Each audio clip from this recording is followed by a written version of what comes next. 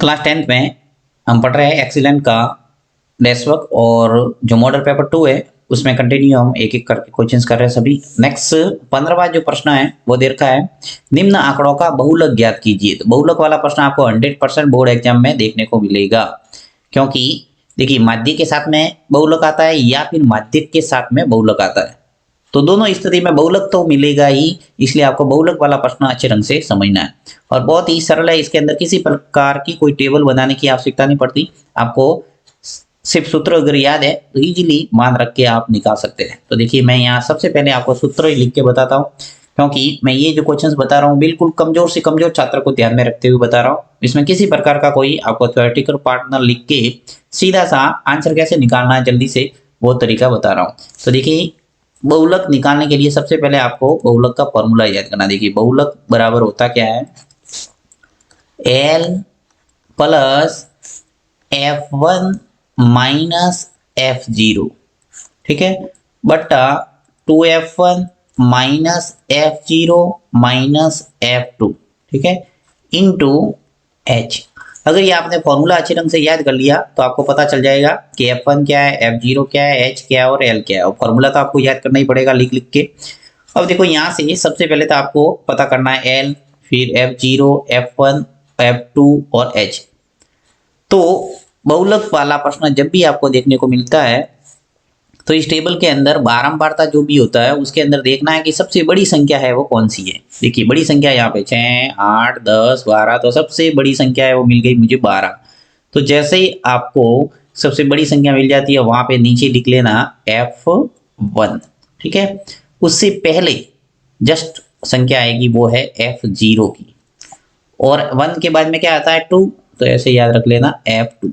देखिए आपको गिनती याद रखना है 0, 1 और 2, तो F0 आ गया, F1 आ गया और F2 आ गया, यानी सबसे बड़ी संख्या ढूंढ ली, वहां आपने F1 लिख लिया। फिर उसके जस्ट पीछे जाना, F0 लिख देना, यानी 1 से पहले क्या आ रहा 0 आता है तो F0 लिख लेना। फिर उसके जस्ट बाद में संख्या आएगी वो F2 आ जाएगी, यानी आपने F0, F1, F2 का मान पता कर दिया। अब रही बात किसकी, L की, यानी बहुलक वर्ग की निम्न सीमा। तो बहुलक वर्ग कौन सा होगा, जो सबसे हाईएस्ट बारंबारता होती है उसके संगत जो वर्ग होता है उसकी निम्न सीमा, यानी ये जो होगी 60, ये हो जाएगा हमारा L, ठीक है। यानी सबसे बड़ी संख्या कौन सी है 12 और उसका वर्ग अंतराल कौन सा है 60 से 80, यानी ये जो है 60 से 80 ये वर्ग अंतराल है वो बहुलक वर्ग है, और इसकी जो निम्न सीमा है वो हो जाएगी L, ठीक है। और पता करना आपको एक H का, तो H है वो वर्ग अंतराल होता है, यानी 0 से 20, फिर 20 से 40, 40 से 60, यानी कितने कितने का अंतर चल रहा है 20 का। तो सिंपल सा आप H के स्थान पर 20 रख सकते हैं। तो देखिए थोड़ा सा मैं आपको अगर लिखना चाहो तो लिख सकते हैं ऐसे कि यहाँ सर्वाधिक बारंबारता, सर्वाधिक बारंबारता, यहाँ सर्वाधिक बारंबारता है वो क्या है 12 है। अतः जो बहुलक वर्ग है, बहुलक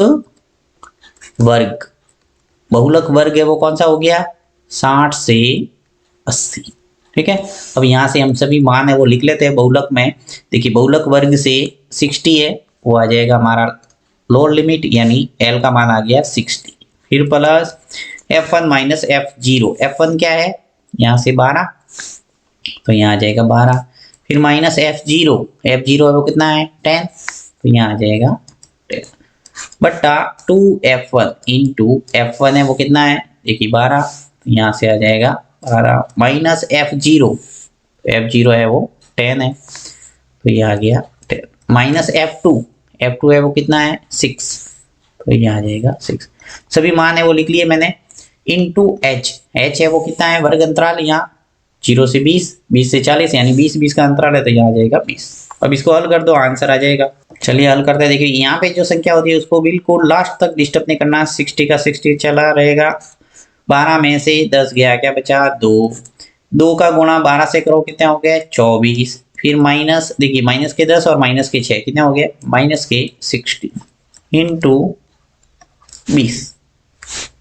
हल करो इसको, देखिए 60 प्लस अभी देखिए 2 बट्टा आ जाएगा हमारे 24 में से 16 गए, क्या बचा 8, नीचे आ जाएगा हमारा 20। तो 60 प्लस ये 2 का गुणा 20 से हो जाएगा, अंश का गुणा अंश से कितना आ गया 40/8। 60 प्लस, तो देखिए 40 में 8 का भाग देंगे तो क्या आ जाएगा हमारा 8 पंजे 40 यानी 5। तो उत्तर आ जाएगा 65। ये आ गया आंसर। इस ढंग से आप बहुलक मान है वो इजीली निकाल सकते हैं।